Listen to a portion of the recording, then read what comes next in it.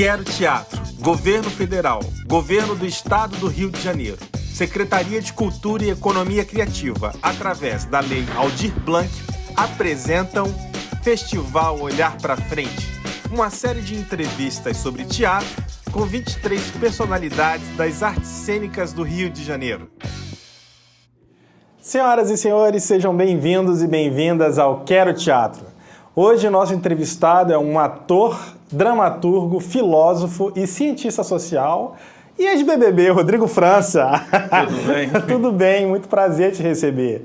Tem muita gente que conhece o Rodrigo por causa do BBB 19, mas a carreira dele no teatro é muito valiosa, é muito extensa. Ele já encenou mais de 50 espetáculos e eu conheço o Rodrigo de outros carnavais, porque eu já assisti vários espetáculos dele e sou muito fã. Obrigado. Rodrigo, eu queria que você me falasse primeiro o seguinte, você fez o espetáculo O Pequeno Príncipe Preto, que foi um sucesso arrebatador. E tem muita gente que pensa que você foi no Big Brother para trazer público, mas o espetáculo já era um sucesso de público antes de você ir, né? São 28 anos de teatro. Eu sou um bicho de teatro, mas sempre namorei com audiovisual. E sempre me interessei pela indústria de massa, né? Eu entro no Big Brother muito mais para a relação de cientista social e filósofo do que artista.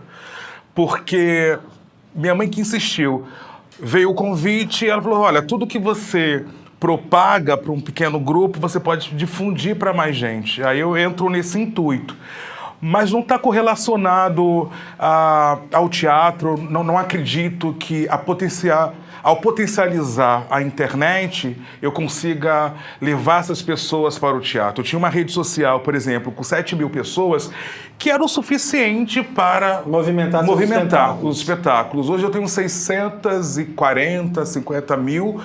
Não acredito que todo mundo vá. Mas, por exemplo, eu sei que muita gente adquire livro. Então, para a literatura, serviu e muito. Mas para o teatro não necessariamente. Interessante isso. E a gente está gravando essa entrevista em fevereiro, no dia da eliminação de Carol Conká. E como a gente está aqui com um ex-BBB, não tem como não falar desse BBB atual com você. Uhum. Porque você é um militante, sim, né? E assim, a gente está falando muito nesse BBB 21 sobre militância. Como é que você vê as participações de Lumena? Qual a sua opinião sobre isso? Todo mundo pode se declarar como militante, né? Isso não significa que a pessoa seja. Militar não é militar por uma questão individual, mas sempre por uma causa coletiva. Quando a gente tem uma pauta, quando a gente é ativista, a gente vai falar sobre direitos, não da gente, mas de todo um coletivo. O que eu sinto é que são pessoas que estão pautando algo que está relacionado a um grupo por questões individuais. E é triste porque é um desserviço, porque a gente constrói, são lutas de séculos, né, lutas históricas que, infelizmente, essas pessoas estão fazendo desserviço, né? Deturpando. E a gente sabe que muita gente se educa pela televisão, ou seja, estão deturpando o que é militância, o que é ativismo e muitas vezes distanciando algo que é tão sério para a maioria da população brasileira. Muito bem. Rodrigo, qual foi o seu trabalho mais marcante no teatro? Eu aboro masculinidades negras. Contos Negreiros. Contos Negreiros do Brasil. Jacinta. Com André Beltrão. São os três mais marcantes. São os três mais marcantes. Mas eu acho que o que eu vou estrear, mesmo nesse caos, que é o Capiroto, vai ser o meu trabalho da vida. O nome já é fortíssimo. Capiroto. Fala do Capiroto, vai estrear quando? Em maio. O texto é seu? O texto e direção. A gente vai falar 1 hora de conversa com o diabo. Uau, e aí é para justamente falar quem é perverso, né? A gente tende ser perverso, ser muito maligno e terceirizar a responsabilidade de uma figura que não pode se defender. E a gente fala sobre isso e sobre o quanto algumas divindades foram apropriadas pelo cristianismo e determinadas como mal. Então você tem umas... Humanizadas. Né? Então você tem ali um conjunto de deuses que com o tempo, por uma relação de apropriação para obter poder político e econômico, essas divindades foram determinantes e determinadas como o perverso, o mal, e não são. É um solo? É um solo, Leandro Melo, como o capiroto. Então você dirige e escreveu, mas não atua? Não Leandro Melo é um grande ator. Nossa, ele vai arrasar. Ele tem um trabalho de corpo fantástico, canta divinamente. Ele canta no espetáculo duas áreas em latim. Uau! O Leandro Melo fez outro solo também, que teve em cartaz do Teatro César Gran Rio, que foi Madame Satã, que foi lindo também, lindo trabalho. É um grande artista. Grande artista. Grande artista. E você teve uma experiência agora de uma temporada virtual, né, do Oboró Masculinidades Negras. Como é que foi essa experiência? Você acha que esse formato vem para ficar? Vem para ficar. Não acho que seja teatro, a gente precisa encontrar um nome. Está muito mais próximo ao audiovisual do que o teatro, esse calor com a plateia. Mas eu acredito que não vai ter jeito. Um tempo a gente vai ficar assim ou intercalando entre o teatro convencional e essa nova forma de fazer pelas plataformas, né?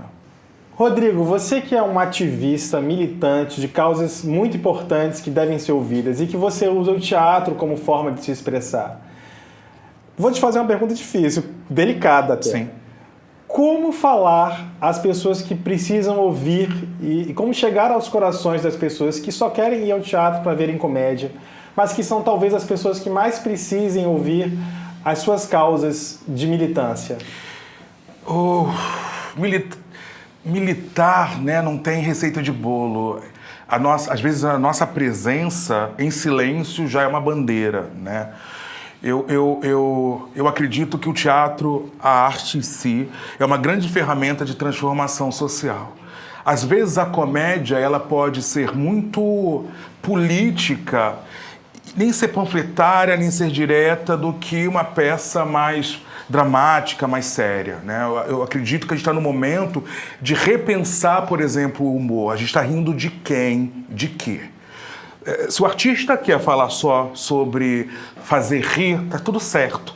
Mas que, sem verdade absoluta, é o que eu acredito, ninguém precisa compartilhar, mas eu acredito que o artista hoje tem que ter responsabilidade com o seu público, tem que ter responsabilidade com o seu projeto, para quem vai chegar essa mensagem. E aí já está fazendo um ótimo serviço. E você acha que depois da fama que você ganhou no Big Brother, você como negro, você acha que o preconceito em relação a você mudou? Eles têm um certo respeito e falam, se eu falar qualquer coisa... Existe muitas vezes a não consciência e o medo, e aí vai se estruturar como é o racismo do Brasil, que é velado. Não vai fazer na minha frente, vai fazer por trás. Isso. Ou vai falar que eu estou ganhando bem, mas comparando a um diretor branco, eu vou estar ganhando menos. Então se configura assim. Quando a gente fala que o racismo é estrutural, ele vai perpassar todas as nossas relações sociais, sendo amorosas, sendo profissionais. Essa estrutura ela vai permear, o que faz a gente ficar muito de olho em relação a isso. Eu moro na zona sul do Rio, área nobre, e sou o único negro, né? Isso não faz com que eu sofra racismo, porque muitas vezes eu entro no meu prédio, se a pessoa não me conhece, agora com a máscara, né? Ela esconde a bolsa, ou ela só quer o quê? E ela é que é a visitante. Então, eu nem digo que eu sou famoso, algumas pessoas me conhecem, mas nunca será o suficiente para fugir dessa estrutura. Não, conta bancária, titulação acadêmica, roupa, isso nunca será o suficiente. Porque o racismo, ele é tão feroz, ele é tão desumano, e ele tanto desumaniza que te enxergam como uma pessoa negra. Pouco importa, e quando eu falo enxergo uma pessoa como uma pessoa negra, no pior sentido, do estereótipo, do marginal, etc. O quanto é construído socialmente que a gente está à margem, a gente está no crime, etc. Então, vai te enxergar dessa maneira. Eu fico pensando, a gente está gravando aqui em Copacabana, eu fico pensando naquela estátua da Princesa Isabel que tem ali na Avenida Princesa Isabel no Leme, lá em 1888, na abolição da escravatura, quantas pessoas deviam naquela época ter comemorado achando que o racismo estaria acabando ali, e em 2021 cá estamos nós ainda falando sobre racismo. Né? Mas é bom falar, ao contrário do que se imagina, não dá para colocar debaixo do tapete. Claro, tem que ser dito. Não dá mais. O que você acha que depois da pandemia vai vir no teatro como conteúdo? Você acha que vai ser uma temporada de clássicos, de comédia? Você acha que são essas questões que vão vir à tona nos palcos? A gente vai falar muito sobre amor, sobre rir, sobre felicidade. Acredito que a gente vai passar por um momento muito delicado e que as pessoas vão querer sair de casa para respirar um pouco mais. Eu acho que as temáticas mais leves... Por exemplo, o próprio Capiroto tem uma relação de comédia, faz rir, fala sobre pontos cruciais, pontos sérios, mas as pessoas vão rir também. Acredito que é isso. A gente... E fazer rir também é uma ação política, né? Você fazer rir também é uma configuração de tirar alguém de um estágio de tristeza, de angústia para poder fazer rir. Rir também é militância. Claro. Rodrigo, você está numa série que estava no Globoplay, agora a Globo está exibindo no canal aberto, que é o Arcanjo Renegado. Qual o nome do seu personagem? É um deputado chamado Gustavo. Gustavo. Mas eu queria que você falasse não sobre o Gustavo, mas sobre o Abdias do Nascimento, que foi da onde você tirou a inspiração para fazer o Gustavo. Porque a gente tem que saber dessa inspiração, quem foi Abdias do Nascimento. Fala desse personagem, dessa relação. Abdias do Nascimento, teatrólogo, político... artista plástico. Abriu muitas portas. Imagina, ele cria o TEM, Teatro Experimental do Negro, ao ver lá fora... Foi casado com Dona Ruth de Souza. Vê lá fora o blackface, né, que até hoje acredito que se pode. Só que a gente precisa entender que o blackface por trás está o racismo, né? Sempre de uma maneira jocosa ou para tirar o artista negro de cena, né? Então é uma pessoa que eu me inspiro pela luta, pela coragem. Se hoje eu, que sou um bebê comparando o Abdias do Nascimento, enfrento muitas questões delicadas, né? Muita gente não quer ouvir. Muita gente acaba entrando no silenciamento de falar que é mimimi, vitimismo, etc., que dirá, quando a gente pensa nos 50, 60, falar sobre isso, né? Se estabelecer uma companhia de pessoas negras em cena, né? Hoje a gente está falando tanto sobre representatividade, e Abdias já traz isso lá atrás. Protagonismo, né? Protagonismo. E o deputado Gustavo está inspirado a partir dessa força, dessa potência que Abdias foi e ainda é. E que vai sendo reproduzida no seu comportamento. Com certeza. E através de muita gente que vem multiplicando essa força. Eu tento. Consegue. Tá fazendo seu papel de beija-flor em apagar o incêndio. Obrigado. Rodrigo, você como fazedor de teatro e que conhece bem o sistema, essa engrenagem do teatro, que não envolve só quem está no palco, envolve a camareira, envolve o produtor, quando é uma produção maior envolve um produtor de elenco. Como você acha que deve funcionar essa engrenagem para que o negro ganhe esse papel de protagonista? O que falta? A gente mexe com arte. A arte é para subverter, para ser progressista. Então, se a gente tem uma sociedade que é racista, o que eu posso fazer com o meu ofício, como artista, como técnico, para subverter isso, para melhorar a sociedade? Eu acho que é cada um fazer seu dever de casa, né? Tem quantos negros na produção, tem quantos negros em cena. Backstage, né? Narrativa é poder, quem é que está escrevendo, quem é que está dirigindo, são sempre as mesmas mãos, sabe? A gente precisa pensar, eu acho que é dever de casa. O que eu posso fazer? Por exemplo, mesmo existindo poucos diretores negros, existem menos diretoras negras. Então, muitas vezes eu vou ceder. E ceder não significa simplesmente dar, significa trocar, significa ter consciência. O que eu posso, na medida do possível, exercer o meu pequeno ou meu grande privilégio para mudar a estrutura. É um dever de casa.